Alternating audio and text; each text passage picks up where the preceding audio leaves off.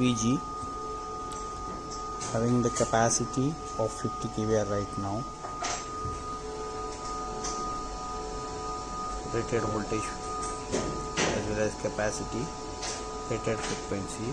We can see first we have to make the input connections like RYB neutral along with earth, and here are the different connections. We can see here we have to connect CT, feedback sensing CT, and here are the different capacitor steps we can configure, and here is the communication port for communicating external HMI or devices. This is the main screen of SVG.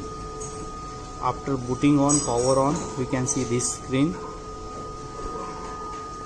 We can see this screen first, and here we can see the parameters, running parameters. Right now we have not connected any CT, so we cannot see any kind of current as well as different parameters like harmonics. Here is the data. Here are the settings. We have to set the parameters. Here we can see the faults. Here is the control, and here is the home. First we are observing the grid parameters. Now we will see the load parameters, the factory load. Here we can see the current and harmonics. Here we can see the SVG parameters like the SVG output current and SVG status like the on or off, as well as the device temperature.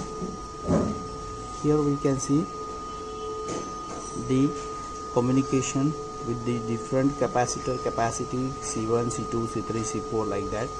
We can set the kVAR values as well as the other parameters, and we can force it on and off also from this common controller.